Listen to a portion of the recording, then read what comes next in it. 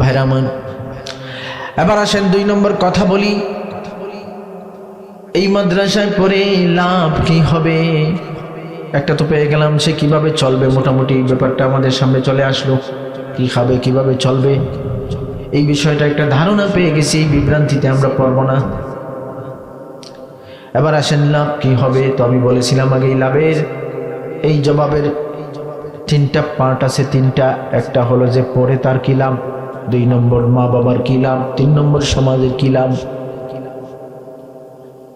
ভাইরা আমার, আসেন শুরু মা বাবার ব্যাপারটাই বলি, যেহেতু তারা ডিসিশন নিয়ে থাকেন। মা বাবার কি লাভ, এই প্রসঙ্গে যত আলোচনা আছে, সমস্ত আলোচনার সার কথা হিসাবে একটা কথা বলবো। সমস্ত আলোচনার সারাংশ হলো, যারা নিজের সন্তানকে কোরআন শিক্ষার জন্য দিয়ে দিয়েছেন, তারা দুনিয়া আখিরাতে লাভের ব্যবস্থা করেছেন।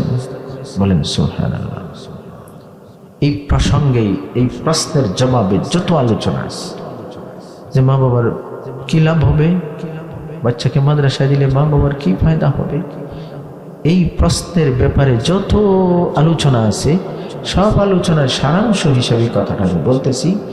সেই সারাংশটা হচ্ছে মা বাবার এক উদাহরণ দিলে অনেক, আমি সেদিকে যাচ্ছি না। 3 নম্বর হলো, এমন একটা সন্তান আপনি পেয়ে যাবেন, যেই সন্তান আপনি যখন শেষ বয়সে পৌঁছে যাবেন, অসহায় হয়ে যাবেন,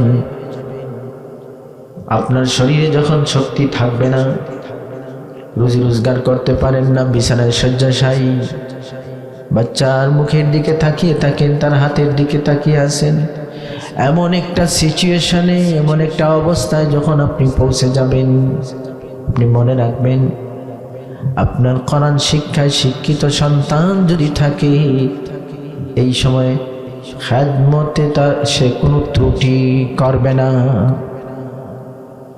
তার কাছে চাকরি বড় হবে না, তার কাছে ক্যারিয়ার বড় হবে না, তার কাছে বিজনেস বড় হবে না, তার কাছে বিদেশ বড় হবে না, তার কাছে তার আম্মা আব্বার খেদমতে দুনিয়ার সব থেকে অন্যতম বড় কাজ থাকবে। ঠিক না? অসংখ্য উদাহরণ এমন আছে, বিদেশে ভালো অবস্থায় ছিলেন, আম্মা আব্বার খেদমতের জন্য বিদেশ থেকে অসংখ্য। আমরা অনেক লোক এমন পাই, বলে হুজুর ভালো অবস্থায় আসলাম, আম্মার শরীর ভালো ছিল, আব্বার শরীর খারাপ, বাদ দিয়েছি, তাদেরকে আমি আর কোথায় পাবো, এখনই যদি খেদমত করতে না পারি। এই যে মনোভাব, এটা এমনিতে হয় না। এই কোরআন শিক্ষার আসরই এমন মনোভাব তৈরি হবে। ঠিক না? আর এমনিতে বিশাল বড় কিছু বানায় দিছে, অনেক বড় পণ্ডিত, Oxford, Cambridge, Harvard, Princeton, Yale university থেকে ডিগ্রি দিচ্ছে। এরপরে ঘটনা কি, তারা ওইখানে বড় চাকরি করবে, বড় জব করবে, বড় বিজনেস করবে, ওইখানে বিদেশি বউ নিয়ে থাকবে, বাচ্চা কাচ্চা থাকবে। আপনি যে এখানে, আপনার খেদমতের ব্যবস্থা কি হবে? আপনার খেদমতের জন্য আপনার বৃদ্ধাশ্রমে পাঠিয়ে দেবে, বলবে আম্মু আসতে পারি না, আব্বু আসার মতো অবস্থা নেই, আপনার বৌমাও চাকরি করে, আমিও করি, বাচ্চাদের স্কুল, বিভিন্ন সমস্যা, টাকা যা লাগে দিতে রাজি আছি, আমরা ভালো করে বলে দিব আপনাদের যাতে কোনো অসুবিধা না হয়। এই তো দিল বৃদ্ধাশ্রমে, চোখের পানিতে বুক বাসাইতেছেন অনেক এই ধরনের বাবা। আপনি যান, জরিপ চালান, দেখেন কোনো আলেমের মা বাবাকে ওইখানে পাওয়া যাবে না, কোনো ইমাম সাহেবের, কোনো মুয়াজ্জিন সাহেবের কোরআন শিক্ষা যাদের অন্তরে আছে, এমন কারো মা বাবা ওই সমস্ত জায়গায় পাওয়া যাবে না। হতে পারে তাদের বেতন কম, হতে পারে তারা বড় বড় কোনো ডিগ্রি নেন নাই, হতে পারে কোনো রকম চলতেছেন, কিন্তু অসহায়, অসুস্থ, শেষ সময়ে মা বাবার খেদমতে তারা কোনো ত্রুটি করতেছেন না। ঠিক কিনা? এগুলো বাস্তবতা, এগুলো বাস্তবতা। ভাইরা আমার, তো বলছিলাম, এই কোরআন শিক্ষা যদি সন্তানকে দিতে পারেন, এই বাচ্চা কোনোদিন খেদমতের মধ্যে ত্রুটি করবে না। 3 নম্বর কথা এটা, 4 নম্বর, আপনার সন্তান যখন কোরআন শিক্ষায় শিক্ষিত হবে, সে যদি আপনার জানাজা পড়ায়, মনে রাখবেন যেই ওজনের জানাজা আপনার সন্তান পড়াতে পারবে, যে আবেগ নিয়ে আপনার সন্তান আপনার লাশের সামনে দাঁড়াবে, দুনিয়ার যত বড় পীর বুজুর্গই হন না কেন, এই বাচ্চা যে আবেগ নিয়ে, যে মন নিয়ে বাবা আমার জানাজা পড়াবে, এমন জানাজা দুনিয়ার কেউ পড়াইতে পারবে না। এই ধরনের জানাজার উসিলাই তো আল্লাহ আপনাকে মাফ করে। বিসমিল্লাহির রহমানির রহিম। الرحمن علم القرآن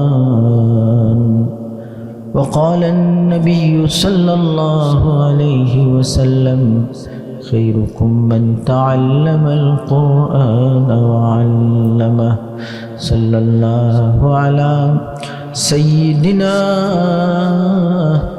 ومولانا محمد وعلى آله وأصحابه وسلم صلى الله على سيدنا ومولانا محمد وعلى آله وأصحابه وسلم। সম্মানিত সভাপতি সাহেব, হযরত, ওলামায়ে কেরাম, উপস্থিত দিন দরদি মুসলমান ভাই সম্পর্দা আলহামদুলিল্লাহ, আল্লাহ সুবহানাহু ওয়া তাআলার অগণিত শুকরিয়া। আল্লাহ তাআলা দয়া করে দাউদপুর মদিনাতুল উলুম মাদ্রাসার প্রথম বার্ষিক ইসলামী মহাসম্মেলনে আল্লাহ আমাদেরকে উপস্থিত হওয়ার তৌফিক দিয়েছেন, আলহামদুলিল্লাহ। বারাদারিন ইসলাম, ওলামায়ে কেরামের জবান থেকে আপনারা মূল্যবান আলোচনা শুনেছেন এবং আমার পরে ইনশাআল্লাহ ধারাবাহিক বয়ান হবে। এখন এই অধিবেশনে কিছু সময়ের জন্যই আমি আপনাদের সামনে বসেছি এবং খুব লম্বা আলোচনা হবে না, কিছু সময় কথা বলি, আমার কথা আমি শেষ করবো ইনশাআল্লাহ। আজকের এই মাহফিলটা আসলে এই অঞ্চলের জন্য একটা ঐতিহাসিক মাহফিল, গুরুত্বপূর্ণ মাহফিল। কারণ এই মাদ্রাসার প্রথম মাহফিল এটা। এক একটা প্রতিষ্ঠান যখন হয়, এরপরে প্রতিষ্ঠান যখন পুরাতন হয়, প্রাচীন হয়, 50, 60, 70 বছর এইভাবে যখন আরো বেশি বয়স হয়, তখন কিছু মানুষ সমাজে পাওয়া যায় যারা এই মাদ্রাসার প্রতিষ্ঠানের প্রাথমিক বিষয়, প্রাথমিক জলসা, এই বিষয়গুলো সমাজে গল্প করে থাকেন। মানুষ খুব আগ্রহের সাথে শুনে, মাদ্রাসা যখন প্রথম হয়েছিল আপনি কি দেখছিলেন, কেমন ছিল অবস্থা, প্রথম মাহফিলে কে আসছিলেন, আপনি কি ছিলেন, এই বিষয়গুলো সমাজের মানুষ তাদের কাছে জানার জন্য আসে। এই তো পুরান মাদ্রাসা, আর এটা প্রথম আপনি দেখছেন, মাহফিলে ছিলেন আপনি, তখন আপনার মাধ্যমেই পরবর্তী প্রজন্ম এই মাদ্রাসার প্রাথমিক অবস্থা জানার জন্য আসবে এবং আপনি তখন এর উসিলায় একজন গুরুত্বপূর্ণ মানুষ সমাজে হবেন, যে এই সমস্ত মানুষ এই মাদ্রাসার শুরু থেকেই মাদ্রাসার সম্পর্কে ধারণা রাখেন। সেই জন্যই এই মাহফিলটার মধ্যে যারা এসেছেন, ছোট বড় যারাই আসছেন, এরা এই প্রতিষ্ঠানের ইতিহাসের এক একটা অংশে পরিণত হয়েছে। ঐতিহাসিকভাবে এটা অত্যন্ত গুরুত্বপূর্ণ এবং শুধু ইতিহাসের অংশ হিসেবেই কথা শেষ হয় না, এটার বিশাল বড় একটা উপকারও এর সাথে জড়িত আছে। যেমন মনে করুন, এই মাদ্রাসার মাহফিলে আপনি আসছেন, অনেকে সাহায্য করতেছেন, এর মাধ্যমে আসলে কি প্রমাণ হচ্ছে? এর মাধ্যমে প্রমাণ হচ্ছে এই প্রতিষ্ঠানটাকে আপনি মহব্বত করেন, এই মাদ্রাসাকে আপনি সমর্থন করেন, এই প্রতিষ্ঠানের সাথে আপনি আছেন। এটাই এই উপস্থিতি প্রমাণ দেয়, দেয় কি দেয় না? মনে করুন আজ থেকে 100 বছর পরে এখানে দোয়া হলো,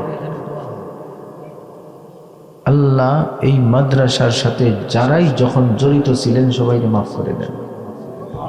100 বছর পর কোন আল্লাহর বলি দোয়া করছেন। আজকে যে আপনার এই সমর্থন, এই উপস্থিতি, এই সহযোগিতা, এই সাপোর্ট,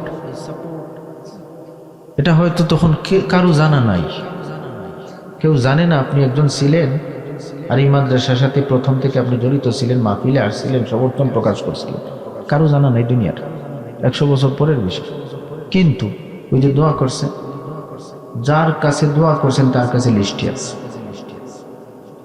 যার কাছে দোয়া করা হয়েছে, আল্লাহ এই মাদ্রাসার সাথে যারাই যখন জড়িত ছিলেন আপনি তাদেরকে মাফ করে দেন, তারা কবরে গেলে তাদের কবরকে বেহেশতের বাগান বানিয়ে দেন। এই যে দোয়াটা 100 বছর পরে হচ্ছে, যখন আপনাকে মানুষ আপনার নাম চিনা দূরের কথা, অনেকের কবরই চিনবে না, কার কবর কোথায়।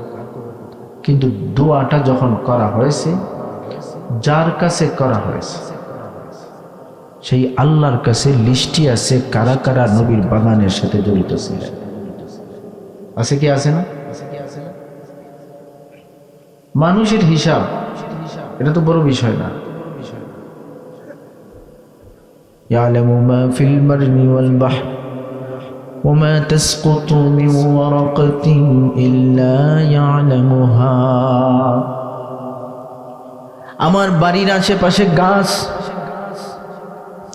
গাছগুলো হয়তো আমি লাগিয়েছি, আমার লাগানো, আমার জায়গায়, আমার সীমান্তে, আমার ঘরে, আমার বাড়িতে যে গাছগুলো আছে, আমার লাগানো গাছে কয়টা পাতা আছে আমি তো জানি না। কাউকে যদি প্রশ্ন করা হয়, আপনি যে এই আম গাছ লাগাইছেন, বলেন আম গাছের পাতা কয়টা? আরে পাতা ধরে কোথায়, ডালি তোলো তো পারবে? আপনার লাগানো গাছের ডাল কয়টা সেটাই হয়তো আপনি জানেন না, পাতা তো দূরের কথা। কিন্তু ভাইরা আমার, আপনার ওই গাছের মধ্যে শুধু পাতা কয়টা সেটা নয়, কয়টা পাতা শুকনা, কয়টা পাতা তাজা, কয়টা বাতাস আসলে ঝরে পড়ে, এই হিসাবও আল্লাহর কাছে আছে। ওমা তাসকুতু মিন ওয়ারাকাতিন ইল্লা ইয়ালামুহা। যে পাতাটা ঝরে পড়ছে, আল্লাহ বলেন এটার খবর আল্লাহর আছে। বলেন সুবহানাল্লাহ। মানুষ যখন মারা যায়, কবরে লাশ, এই লাশ মাটি খেয়ে ফেলে। দুনিয়ার কোন সায়েন্টিস্ট নাই, দুনিয়ার কোন বিজ্ঞানী নাই, সয়েল টেস্ট করে, মাটি পরীক্ষা করে কথা বলবে যে শরীরের হাতের অংশ এই মাটি খেয়েছে, পায়ের অংশ এই মাটি খেয়েছে, মাথার অংশ এই মাটি খেয়েছে। এমন কোন খবর দুনিয়ার কোনো বিজ্ঞানী দিতে পারবে না। রব্বুল আলামিন কোরআনে কারীমের মধ্যে ফরমান, قد علمنا ما تنقص الأرض منهم وعندنا كتاب حفيظ। মাটির মধ্যে রাখা শরীরের কোন অংশ কোন মাটি খেয়েছে এটা আল্লাহ জানেন। বলেন সুবহানাল্লাহ। قد علمنا ما تنقص الأرض منهم وعندنا كتاب حفيظ। কোন অংশ শরীরের কোন অংশ কোন মাটি গ্রহণ করেছে, এই জিনিসটাও আল্লাহ জানা আছে। যে আল্লাহ আপনার গাছের পাতা কয়টা করে সেটার হিসাব রাখেন, যে আল্লাহ আপনার বডির কোন অংশ কোন মাটি গ্রহণ করে সেই হিসাব রাখেন, ওই আল্লাহ ওই আপনি যে নবীর বাগানের সাথে জড়িত ছিলেন সেই হিসাবটাও রাখবেন। ঠিক কিনা? সেজন্যই বলছি আজকের এই উপস্থিতি সাধারণ নয়। অন্যান্য মাহফিলের উপস্থিতি এবং আজকের উপস্থিতির মধ্যে আকাশ পাতাল ব্যবধান আছে। এমনিতে জিক্রুল্লাহর মাহফিলে যেখানেই বসেন আল্লাহ সগীরা গুনাহ মাফ করে দেন, বসলে আর খালেস তওবা করলে কবিরা গুনাহ মাফ করে দেয়। এই ফজিলত সব জায়গায় আছে। কিন্তু এই যে কথাগুলো বলতেছি এটা কিন্তু সব জায়গায় পাওয়ার নয়। কি কথা? এই নবীর বাগানের প্রথম মাহফিল। এখানে আসার মাধ্যমে আপনি ইতিহাসের অংশ হয়ে গেছে। আজ থেকে 50 বছর পরেও আপনি বলতে পারবেন এই মাদ্রাসা যে হয়েছে এটা আমাদের চোখের সামনে। যখন প্রথম মাহফিল হয়েছিল আমি ছিলাম। মানুষ আপনার কাছে আগ্রহের সাথে খবর শুনবে, আপনাকে মূল্যায়ন করবে। আপনি তো অনেক পুরাতন ধার্মিক মানুষ, শুরু থেকেই আপনার নবীর বাগানের সাথে সম্পর্ক ছিল। যারা বাচ্চা এরাও বড় হয়ে এইভাবে মুরব্বী হয়ে গল্প করবে। আজকেও আমি অনেক মানুষ পাই, এখনো পাই, যারা বলে হুজুর আমি ছোট ছিলাম, আপনার আব্বাজান আমাদের এলাকায় আসছিলেন, আমি দোয়ায় শরীক হয়েছি। বয়স কত ছিল আপনার? 8-9 বছর, 10-12 বছর। আব্বার সাথে গেছিলেন, চাচার সাথে গেছিলেন, দাদার সাথে গিয়ে দোয়ায় শরীক হয়েছিলেন। এই যে কথাগুলো আমরা শুনি, তখন ওনার প্রতি আলাদা একটা শ্রদ্ধার ভাব চলে আসে। অথচ উনি যখন গেছেন তখন ছোট ছিলেন, কিন্তু মনে আছে কথা, উনি আমাদের জন্য গুরুত্বপূর্ণ হয়ে গেছেন। ঠিক এইভাবেই যারা বসে আছে বয়স্ক, এরাও একদিন এইভাবে যখন বলবে, এই যে মাদ্রাসা, এত বড় মাদ্রাসা, যেদিন প্রথম শুভ হয়েছিল আমি আমার আব্বার সাথে গেছিলাম, চাচার সাথে গেছিলাম, আমার অন্যান্য সাথীদের সাথে গিয়ে মাদ্রাসার সবাই শরীক হয়েছিলাম, আমার মনে আছে এগুলা। তখন আপনি ইতিহাসের অংশ হবেন, তখন এই সমাজের কাছে আলাদা একটা সম্মান আপনি পাবেন। এবং শুধু এটাই না, 100 বছর পরেও দোয়া পাওয়ার ব্যবস্থা আপনার হয়ে গেছে। তো বেরাদরিন ইসলাম, প্রাসঙ্গিক কথাগুলো বল। আমি যে কথাটা আরজ করতে চাইছি সেটা হচ্ছে, একটা কোম্পানি হচ্ছে কোনো এলাকায়, সাধারণ মানুষের কৌতূহল থাকে যে একটা বিরাট বড় ইন্ডাস্ট্রি এখানে শুরু হলো, তো এর মাধ্যমে লাভ কি হবে, কি বের হবে, মানুষের কি উপকার হবে, কি জিনিস এখানে তৈরি হবে। ভাইরা আমার, যে কোনো মিল, ইন্ডাস্ট্রিজ, ফ্যাক্টরি ব্যাপারে শুরুতে মানুষ জানতে চায় এর মাধ্যমে কি হবে। ঠিক এইভাবে একটা মাদ্রাসা যখন কোনো এলাকায় নতুন ভাবে প্রতিষ্ঠিত হয়, সমাজের অনেক মানুষের অন্তরে এই প্রশ্ন তৈরি হয়, এই মাদ্রাসা দিয়ে কি হবে, এই পড়াশোনায় কি হবে, এই শিক্ষার মাধ্যমে কি হবে, এই মাদ্রাসায় কি হবে। এমন প্রশ্ন অনেকের অন্তরে আসে, আসে কি আসে না?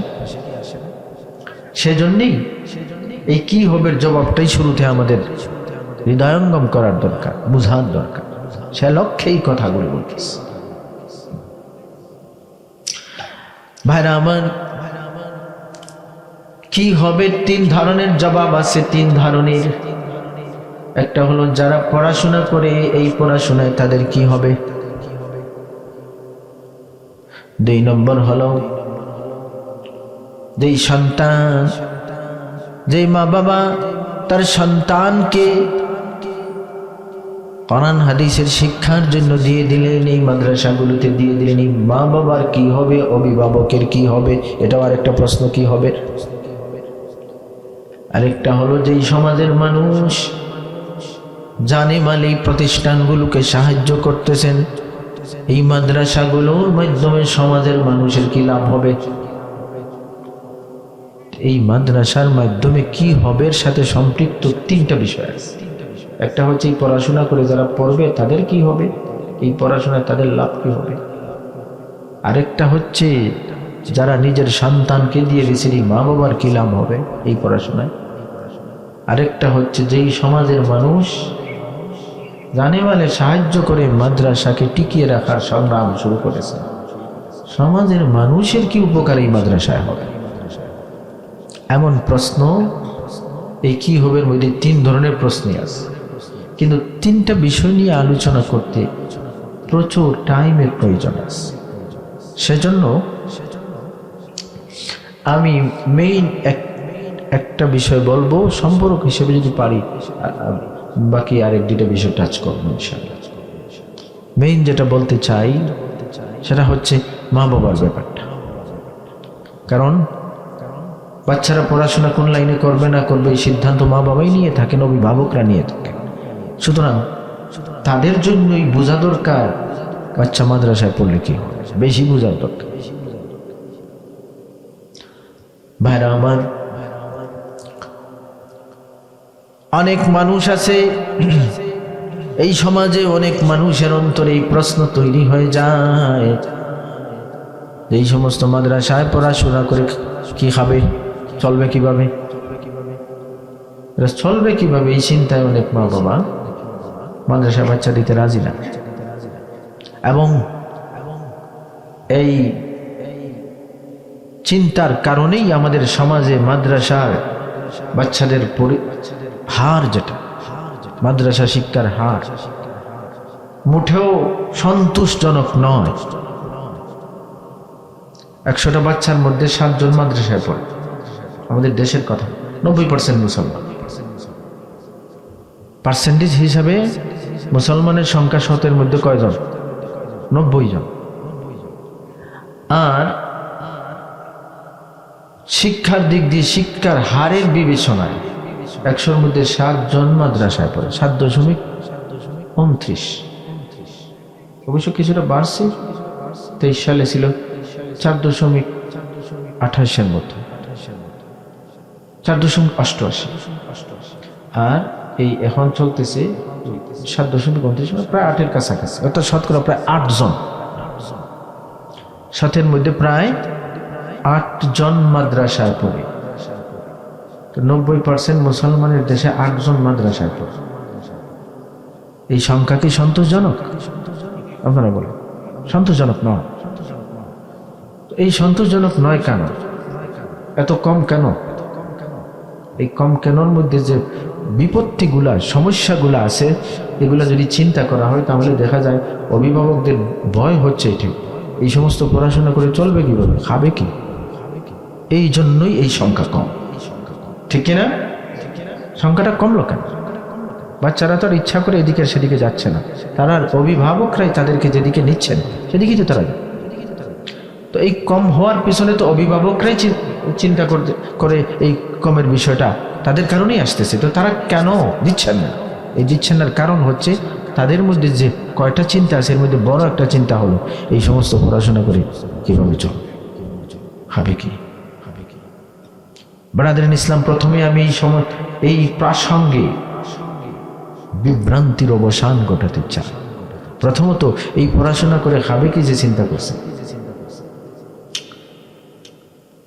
এই লাইন বাদ দিয়ে পড়াশোনা করলে যে খুব ভালো খাবে, এই গ্যারান্টি আপনারা কে দিল? বর্তমানে প্রায় 27 লাখ বেকার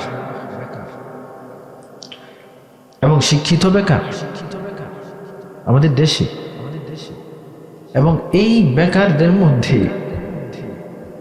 ডিগ্রিধারী প্রায় 8 লাখের মতো।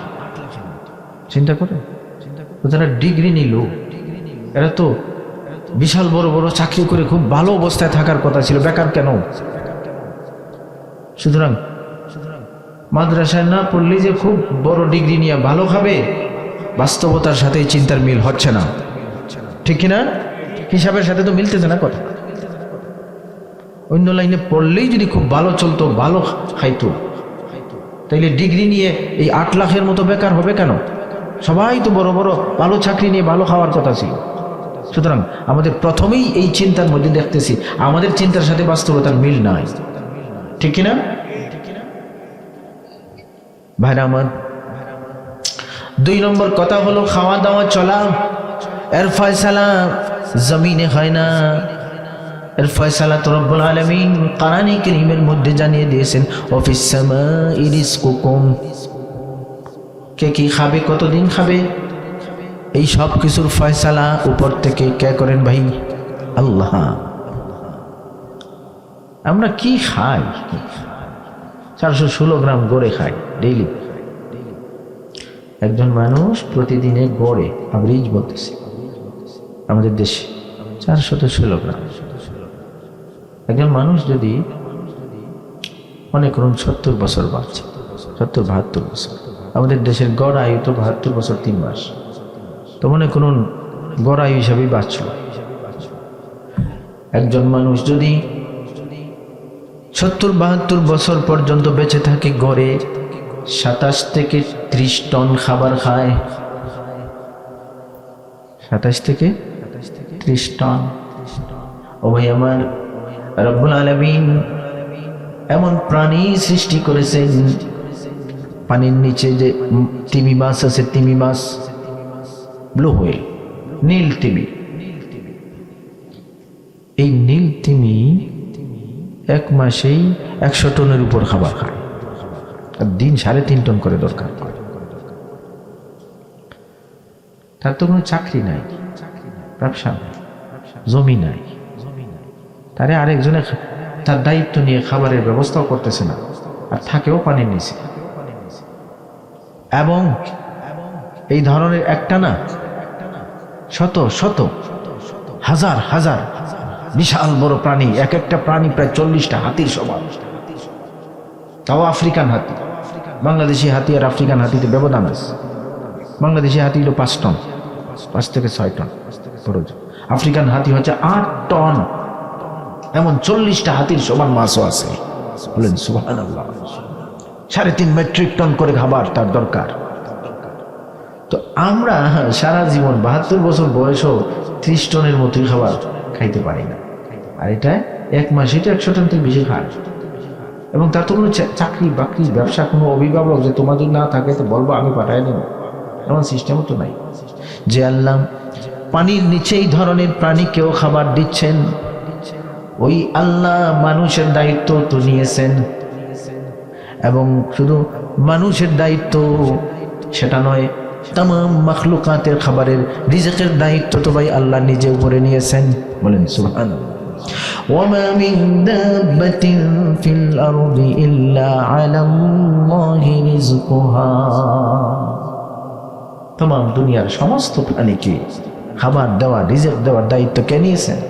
আল্লাহ। পানির নিচেও তার খাবার পাঠাইতেছে, পৌঁছাইতেছে। আর খাবার যে তারা শুধু যা মনে চায় তা খায়, এমন তা। আমরা যেগুলো খাইতে পারি না এমন খাবারও তো তারা খায়। গোস্ত খায় না, আছে না প্রাণী? গোস্ত আমরা কতটুকু খাই? আমাদের বাংলাদেশে গড়ে 1 বছরে একজন মানুষের 4 কেজি গোস্ত খায়, মানুষের হিসাব অনুযায়ী। সারা বছরে পুরো দেশের জনসংখ্যার যে একটা হিসাব এবং গোস্ত খাওয়ার যে হিসাব, এই হিসাবের উপর যে হার, এই হারে আমাদের দেশের মানুষ 1 বছরে কয় কেজি গোস্ত খায়? কুরবানি টুরবানি সব মিলে জনে 4 কেজি। একটা বাঘের তো ডেইলি 5 কেজি গোস্ত মিনিমাম লাগে। কতটুকু লাগে? 5 কেজি। একদম বেঁচে থাকার জন্য তার 5 কেজি গোস্ত দরকার আছে। এমনিতে কিন্তু সুযোগ পাইলে 1 মনও খাইতে পারে, এটা ভিন্ন বিষয়। চান্স পেয়ে গেলে 1 মন খাইতে পারে, 40 কেজি পর্যন্ত খাইতে পারে বাঘ, বেশি খাইতে পারে। আমাদের সুন্দরবনেই তো 125টা বাঘ আছে। বাঘশুমারি হয় না? বাঘশুমারি আমি জানি না, আপনারা খবর আছে না? এগুলো বাঘশুমারি আছে, বাঘ গোনা হয়। বাঘ বলবেন বাঘ আবার গনে কি বলবে? বাঘ গনলে তো ধরে খেয়ে ফেলবে বাঘে, যে গনতে যাবে তারই তো জান শেষ। বাঘ গনার একটা বুদ্ধি আছে। হ্যাঁ, এটা আল্লাহর কুদরত, আল্লাহর কুদরত। বাঘ যে আছে না, বাঘের পায়ের যে ছাপ, ফুটপ্রিন্ট, একটা বাঘের সাথে আরেকটার মিলে না। বলেন সুবহানাল্লাহ। মানুষের যেভাবে ফিঙ্গারপ্রিন্ট আছে না, আঙ্গুলের ছাপ, দুনিয়ায় 820 কোটি মানুষ, একজনের সাথে আরেকজনের মিলে না। হ্যাঁ, এইভাবে আল্লাহ অন্যান্য প্রাণীর মধ্যে এই ধরনের ডিজাইন করে রাখছে। বলেন সুবহানাল্লাহ। এই জন্য বাঘের পায়ের যে ছাপ, নরম মাটিতে ছাপটা পড়ে, এটা একটার সাথে আরেকটা মিলে না। তো এখান থেকেই তারা গনে কয়টা বাঘ আছে। যতটা ভিন্ন ভিন্ন ছাপ পাবে নরম মাটিতে বিভিন্ন জায়গায়, একটার সাথে একটা মিলতেছে না, এর মানে হলো এতটা পায়ের ছাপ এই ধরে ভিন্ন ভিন্ন পাওয়া গেছে, এতটা বাঘ। সুন্দরবনে আসে 125টা বাঘ। তো একটাই তো 5 কেজি ডেইলি খায়, সুযোগ পেলে তো 1 মনও খায়। আমরা তো সারা বছরে করে খাই 4 কেজি। কয় কেজি? সেই জন্যই বলছিলাম রিজিক আল্লাহ তাআলা দেন, যারে যখন যেভাবে দেওয়া দরকার। এটা সে আসার পরে না তো ভাই, আসার আগেই তো তার খাবারের ব্যবস্থা আল্লাহ করে রাখছেন। বলেন সুবহানাল্লাহ। এই কথাগুলো কেন বললাম? এই মাদ্রাসাটা নতুন, এই প্রশ্নগুলোর জবাব জানার দরকার। আজকে কেন শতকরা 8 জন হবে মাদ্রাসায়? কেন হবে? 90% মুসলমানের দেশে এই সংখ্যা তো মোটেও সন্তোষজনক হতে পারে। এই কেনর পিছনে যে কারণগুলো আছে এর মধ্যে এটা একটা। এই পড়াশোনা করে কি হবে, খাবে কি, চলবে কিভাবে, এমন একটা বিভ্রান্তিকর চিন্তার কারণে আজকে মাদ্রাসায় 8 জন শতকরা পড়তেছে। না হলে 90 জনের উপরে পড়ার কথা ছিল, ঠিক কিনা? 90% মুসলমান যেখানে 90 জনের উপরে পড়ার কথা ছিল। কিছুদিন আগে, 3 বছর আগে, বাংলাদেশের এক বামপন্থী ঢাকার একটা সেমিনারের মধ্যে পরিষ্কারভাবে একটা কথা বলেছে। সে বলেছিল বাংলাদেশের পরিস্থিতি অনুযায়ী শুধু মুসলমান না, অন্য ধর্মের মানুষের বাচ্চারাও মাদ্রাসায় পড়া দরকার। এই ধরনের কথা তারাও বলতেছে, তো আমরাও তো বলি এই কথাই, যে আমরা 90% মুসলমানের দেশে শতকরা 8 জন কেন হবে? 8-এর নিচে কেন হবে? শতকরা তো 90-এর উপরে মাদ্রাসায় পড়নেওয়ালা থাকার কথা ছিল। কম কেন? এই কম কেনর যে বিষয়গুলো অ্যানালাইসিস করলে, রিসার্চ করলে এই কেনর জবাব পাওয়া যায়। অভিভাবকরা যে বাচ্চাদেরকে দিচ্ছেন তারা ওই জায়গায় আটকে যান। এই সমস্ত পড়াশোনা করে কিভাবে চলবে? ভবিষ্যৎ কি খাবে, কি খাবে? সেই জন্য আমি 2টা কথার মাধ্যমে এই বিষয়টা আপনাদের সামনে উপস্থাপন করলাম। প্রথমত, আপনি মাদ্রাসা বাদ দিয়ে অন্য লাইনে যে খাবে, বিশাল কিছু খেয়ে ফেলবে এই চিন্তা করতেছেন। আমরা তো দেখি বাস্তবতার সাথে বিষয়টা মিল হচ্ছে। বেকার ঘুরতেছে অনেক ডিগ্রি নিয়ে, এবং শত শত নয়, হাজার হাজার নয়, লক্ষ লক্ষ। আরো আজীব ব্যাপার কি জানেন? শতকরা 8 জন শিক্ষিত বেকার, সামগ্রিক বেকার মিলিয়ে কথা বলতেছে। এমনিতে তো কোটির কাছাকাছি সব মিলিয়ে বেকার আছে আমাদের দেশে। তো সামগ্রিকভাবে শতকরা 8 জন হচ্ছে শিক্ষিত বেকার। আর যাদের কোনো পড়াশোনা নাই এরা শতকরা 1% বেকার। আজীব ব্যাপার। আমি পরিসংখ্যানটা পরে আমার আসতে, তাদের পড়াশোনা নাই এরা কত? 1%, 1.7। আর খুব বেশি বিশাল কিছু খাওয়ার নেশায় আছে এরা কয় পারছেন? 1%। তো এখানেই তো অনেক কিছু বাস্তবতার সাথে আমাদের সামনে চলে আসতেছে। সেটা হচ্ছে এখানে না পড়ে অন্য ব্যবস্থা করলে বিশাল কিছু হবে, অনেক খাওয়া দাওয়া করবে, সুখের সাগরে ভাসবে। আমরা যে হিসাব করি বাস্তবতার সাথে হিসাবের মিল নাই, ঠিক কিনা? আর 2 নম্বর হচ্ছে খাবে কি, কিভাবে চলবে, খাবারের দেওয়ার দায়িত্ব তো আল্লাহ নিয়েছেন এবং সে দুনিয়াতে আসার আগেই সেই ব্যবস্থা করেছেন। এই জন্য কি খাবে, কিভাবে চলবে এই বিভ্রান্তিতে আমরা পারব না। ইয়াকিন, বিশ্বাস, আকীদাকে মজবুত করে আল্লাহ তার রিজিকের দায়িত্ব নিয়েছেন, আল্লাহ তারে ভালোভাবে চালাইবেন, এই বিশ্বাসকে আমরা অন্তরে জায়গা দিই। রাজি আছি না ইনশাআল্লাহ? এমন বিশ্বাস যদি মুসলমানের অন্তরে চলে আসে তাহলে শতকরা 7 জন আর 8 জন না, শতকরা 90 জনের আমাদের বাচ্চারা মাদ্রাসায় পড়নেওয়ালা হওয়ার ব্যবস্থা ইনশাআল্লাহ হবে। ভাইরা আমার, এবার আসেন 2 নম্বর কথা বলি। এই মাদ্রাসায় পড়ে লাভ কি হবে? একটা তো পেয়ে গেলাম, সে কিভাবে চলবে, মোটামুটি ব্যাপারটা আমাদের সামনে চলে আসলো। কি খাবে, কিভাবে চলবে, এই বিষয়টা একটা ধারণা পেয়ে গেছি। এই বিভ্রান্তিতে আমরা পড়ব না। এবার আসেন লাভ কি হবে। তো আমি বলেছিলাম আগে লাভের এই জবাবের 3টা পার্ট আছে, 3টা। একটা হলো যে পড়ে তার কি লাভ, 2 নম্বর মা বাবার কি লাভ, 3 নম্বর সমাজের কি লাভ। ভাইরা আমার, আসেন শুধু মা বাবার ব্যাপারটাই বলি, যেহেতু তারা ডিসিশন নিয়ে থাকেন। মা বাবার কি লাভ, এই প্রসঙ্গে যত আলোচনা আছে সমস্ত আলোচনার সার কথা হিসাবে একটা কথা বলবো। সমস্ত আলোচনার সারাংশ হলো, যারা নিজের সন্তানকে কোরআন শিক্ষার জন্য দিয়ে দিয়েছেন তারা দুনিয়া আখিরাতে লাভের ব্যবস্থা করেছেন। বলেন সুবহানাল্লাহ। এই প্রসঙ্গেই, এই প্রশ্নের জবাবে যত আলোচনা আছে যে মা বাবার কি লাভ হবে, বাচ্চাকে মাদ্রাসায় দিলে মা বাবার কি ফায়দা হবে, এই প্রশ্নের ব্যাপারে যত আলোচনা আছে সব আলোচনার সারাংশ হিসেবে কথাটা আমি বলতেছি। সেই সারাংশটা হচ্ছে মা বাবার এক উদাহরণ দিলে অনেক, আমি সেদিকে যাচ্ছি না। 3 নম্বর হলো,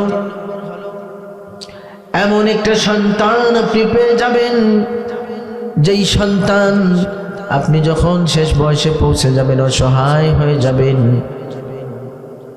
আপনার শরীরে যখন শক্তি থাকবে না, রুজি রোজগার করতে পারেন না, বিছানায় শয্যাশায়ী, বাচ্চার মুখের দিকে তাকিয়ে থাকেন, তার হাতের দিকে তাকিয়ে আছেন, এমন একটা সিচুয়েশনে, এমন একটা অবস্থায় যখন আপনি পৌঁছে যাবেন, আপনি মনে রাখবেন আপনার কোরআন শিক্ষায় শিক্ষিত সন্তান যদি থাকে, এই সময় খেদমতে তার সে কোনো ত্রুটি করবে না।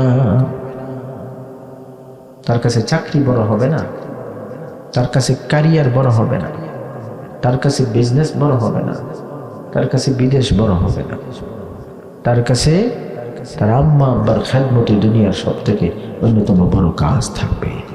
ঠিক না? অসংখ্য উদাহরণ এমন আছে, বিদেশে ভালো অবস্থায় ছিলেন, আম্মা আব্বার খেদমতের জন্য বিদেশ থেকে অসংখ্য। আমরা অনেক লোক এমন পাই, বলে হুজুর ভালো অবস্থায় আসলাম, আম্মার শরীর ভালো ছিল, আব্বার শরীর খারাপ, বাদ দিয়েছি, তাদেরকে আমি আর কোথায় পাবো, এখনই যদি খেদমত করতে না পারি। এই যে মনোভাব, এটা এমনিতে হয় না, এই কোরআন শিক্ষার আসরই এমন মনোভাব তৈরি হবে। ঠিক না? আর এমনিতে বিশাল বড় কিছু বানায় দিছে, অনেক বড় পণ্ডিত, Oxford, Cambridge, Harvard, Princeton, Yale university থেকে ডিগ্রি দিচ্ছে। এরপরে ঘটনা কি? তারা ওইখানে বড় চাকরি করবে, বড় জব করবে, বড় বিজনেস করবে, ওইখানে বিদেশি বউ নিয়ে থাকবে, বাচ্চা কাচ্চা থাকবে। আপনি যে এখানে, আপনার খেদমতের ব্যবস্থা কি হবে? আপনার খেদমতের জন্য আপনার বৃদ্ধাশ্রমে পাঠিয়ে দেবে, বলবে আম্মু আসতে পারি না, আব্বু আসার মতো অবস্থা নেই, আপনার বৌমাও চাকরি করে, আমিও করি, বাচ্চাদের স্কুল, বিভিন্ন সমস্যা, টাকা যা লাগে দিতে রাজি আছি, আমরা ভালো করে বলে দিব আপনাদের যাতে কোনো অসুবিধা না হয়। এই তো দিল বৃদ্ধাশ্রমে, চোখের পানিতে বুক বাসাইতেছেন অনেক এই ধরনের বাবা। আপনি যান, জরিপ চালা, দেখেন কোনো আলেমের মা বাবাকে ওইখানে পাওয়া যাবে না,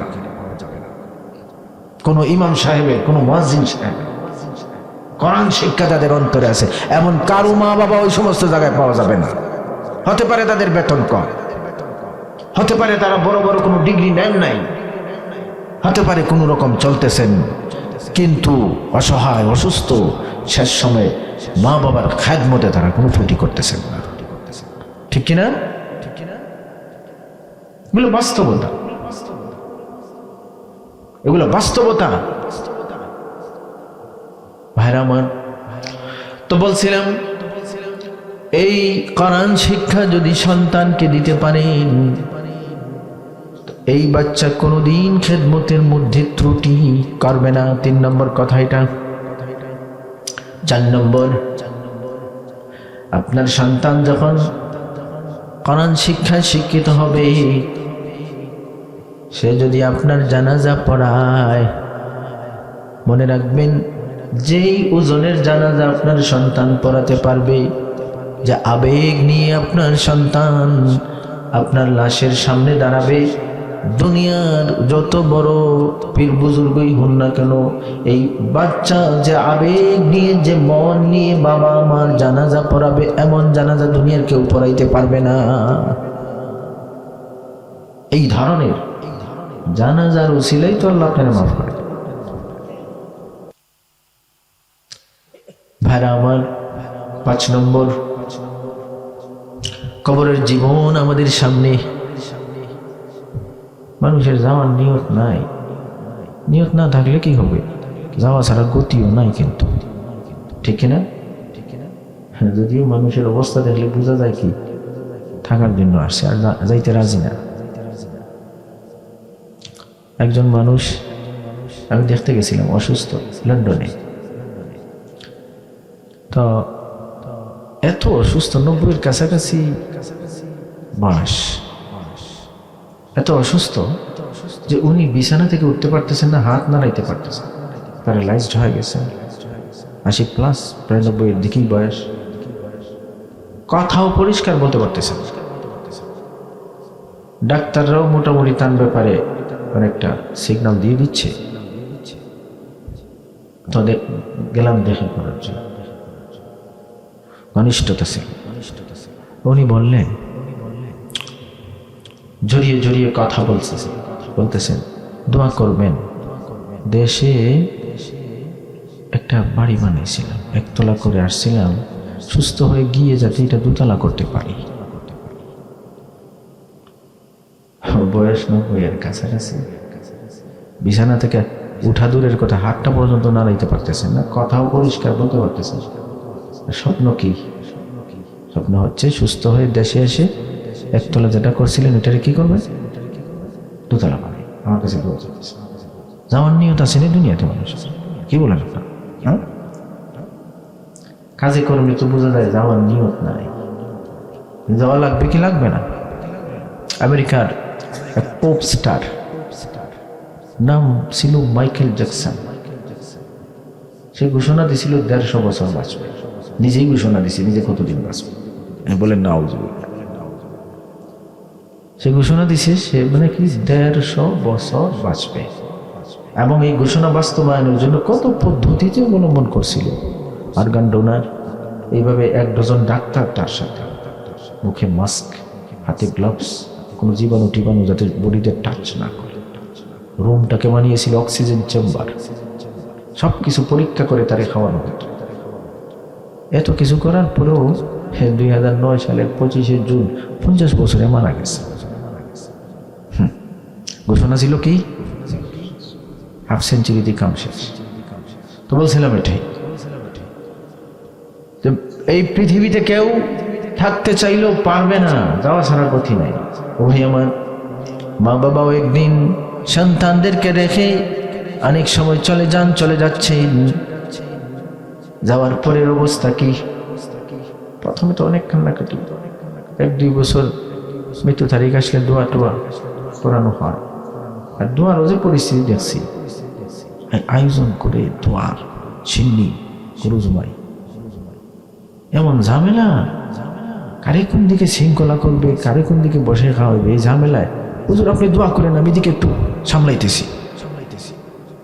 সন্তান দোয়ার শরীক হওয়ার মতোই অবস্থা নাই, ঠিক কিনা? এগুলো তো দেখতেছি আমরা, লক্ষ্য করতেছি। এইভাবে 8-10 বছর পরে শেষ, এটাও শেষ।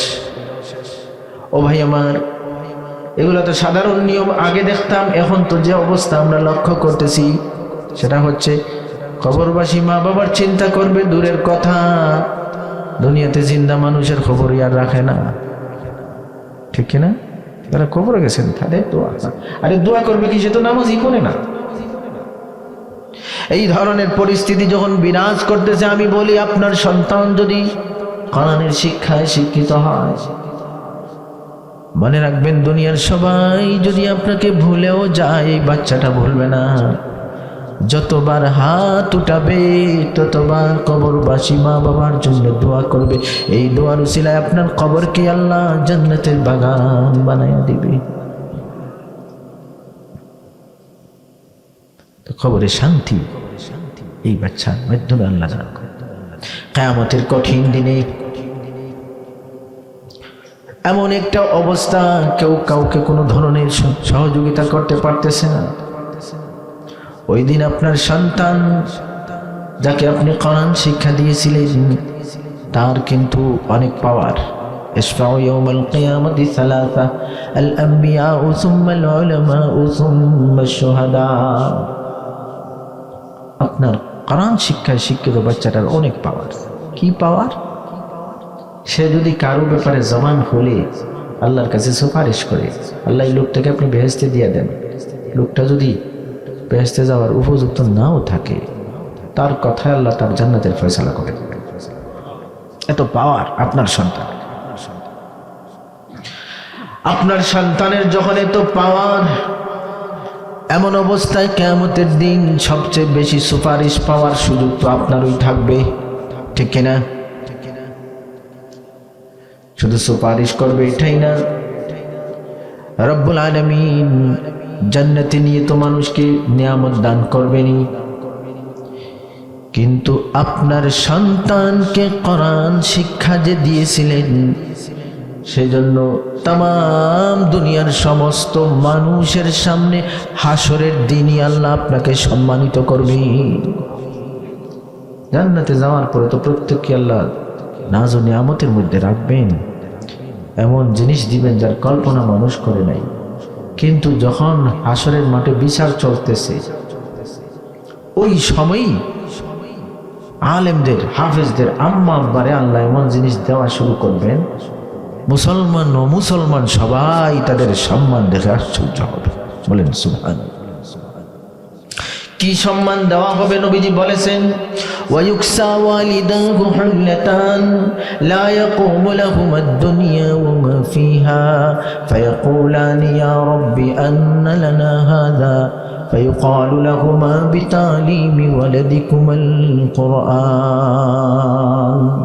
নবীজি ফরমান, তাদেরকে এক জোড়া কাপড় দেওয়া হবে, কাপড়, ড্রেস, জামা, এত দামি, তামাম দুনিয়ার সব কিছু এই কাপড়ের সমান মূল্যবান হতে পারবে না। দুনিয়ার সব কিছুর চেয়ে দামি, তামাম দুনিয়ার সমস্ত সম্পদের চেয়ে দামি এক জোড়া কাপড় এই আলেমের, হাফেজের মা বাবার আল্লাহ দিয়ে দিবেন, হাসরের মাঠেই দিয়ে দিবেন। এখন ওনারা তো বুঝতে পারবেন না, আরে আমাদের জন্য এত দামি কাপড় কেন আসলো?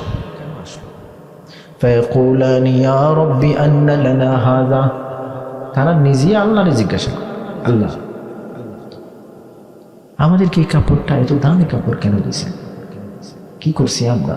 আমরা তো তেমন কিছু, এত বড় কিছু পাওয়ার মতো সবার সামনে আপনি এত দামি কাপড় আমাদেরকে দিচ্ছেন, আমরা তো বুঝতে পারতেছি না কেন? فيقال لهما بتعليم ولدكما القرآن, তোমার বাচ্চাকে যে কোরআন শিক্ষা দিয়েছো এই কারণে এই সম্মান দেওয়া হয়েছে। বলেন সুবহানাল্লাহ।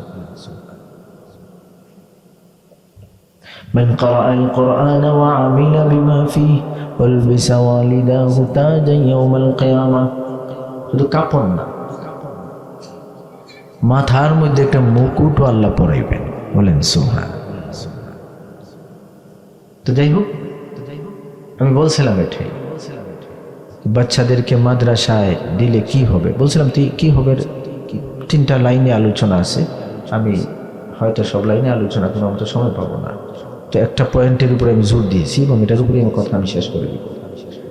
সেটা হচ্ছে মা বাবা বাচ্চাদেরকে কোরআন শিক্ষার জন্য মাদ্রাসায় দিলে তাদের কি হবে, আপনার কি হবে?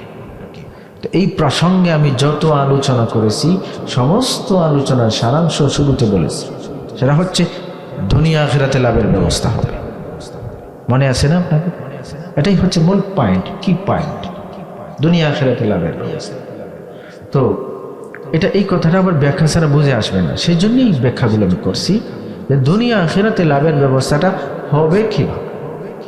আর আমার এই প্রসঙ্গে 6টা কথা বলেছি, 6টা। 1 নম্বর হলো, এমন সন্তান পাবেন কোনোদিন বেয়াদবি করবে না। 2 নম্বর হলো, এমন সন্তান পাবেন কোনোদিন ইজ্জত মারবে না, তার উসিলায় বাড়বে। 3 নম্বর হলো, এমন সন্তান পাবেন যে খেদমতে কখনো ত্রুটি করবে না। 4 নম্বর হলো, এমন একটা সন্তান পেয়ে যাবেন যার জানাজার উসিলায় আল্লাহ আপনাকে মাফ করে দিবেন। 5 নম্বর হলো, এমন একটা সন্তান আপনার জন্য তৈরি হবে, আপনি কবরে ঘুমালেও সারা জীবন তার মাধ্যমে দোয়া পাওয়ার ব্যবস্থা থাকবে। 6 নম্বর হলো এমন একটা সন্তান আপনি পেয়ে যাবেন যার সুপারিশে অন্য মানুষেরই জান্নাতের ফয়সালা আল্লাহ দিবেন, তো আপনার তো ফয়সালা আরো আগে হবে। হাসরের ময়দানে রব্বুল আলামিন সবার সামনে আপনারে সম্মানিত করবে। এই 6টা কথার সারাংশ কি? এই 6 কথার সারাংশ আগের কথাই মাদ্রাসায় দিছেন, দুনিয়া আখিরাতে লাভের ব্যবস্থা করছে, ঠিক না? তো যাই হোক, আজকে এই মাদ্রাসার প্রথম মাহফিল হিসাবে এই প্রশ্নের জবাব পরিষ্কারভাবে আমাদের জানার দরকার। এগুলো দিয়ে কি হবে, কি পড়াশোনার মাধ্যমে পড়াশোনায় কি হবে, আমাদের কি লাভ হবে, এই প্রশ্নটা যদি পরিষ্কার জানা থাকে তাহলে নিজের যেমন বিষয়টা বুঝে আসবে, কেউ উল্টা পাল্টা কথা বললে জবাব দেওয়ারও শক্তি থাকবে, ঠিক কিনা? সেই জন্যই আমরা এই প্রতিষ্ঠানকে মূল্যায়ন করতে হবে, আমাদের সন্তানকে মাদ্রাসায় দিতে হবে এবং আমরা জানে মালে এই মাদ্রাসার সাথে জড়িত থাকতে হবে, সহযোগিতা করতে হবে। আল্লাহ আমাদেরকে কথাগুলো বোঝান, আমাদের তৌফিক দান করুন, আমিন। আমি অল্প সময় দিই, কয়েকটা মিনিট। এই প্রতিষ্ঠান নতুন প্রতিষ্ঠান, কি বলুন, একটু সময় দিলে কেউ যদি কিছু দিতেছেন। নতুন প্রতিষ্ঠান, আমি যতটুকু সম্ভব দেখে এখানে বসেছি, আসার আগে দেখেছি। এটা আসলে অত্যন্ত ভাগ্যের ব্যাপার। একদম শুরুতেই এই মাদ্রাসার যে আয়তন, পরিধি, পরিবেশ, এটা আসলে আল্লাহর দান। একদম একটা রেডি করা জায়গার মধ্যেই মাদ্রাসা নামা আছে। এক একটা মাদ্রাসা রেডি করা, বিভিন্ন বিষয় ম্যানেজ করা কত কঠিন, কিন্তু আল্লাহ রাব্বুল আলামিন দয়া করছেন এই এলাকার উপরে, একদম রেডি করা জায়গার মধ্যে একটা মাদ্রাসা। এখন যদি আপনারা এর পিছনে থাকেন, সহযোগিতা করেন, তাহলে ভবিষ্যৎ উজ্জ্বল।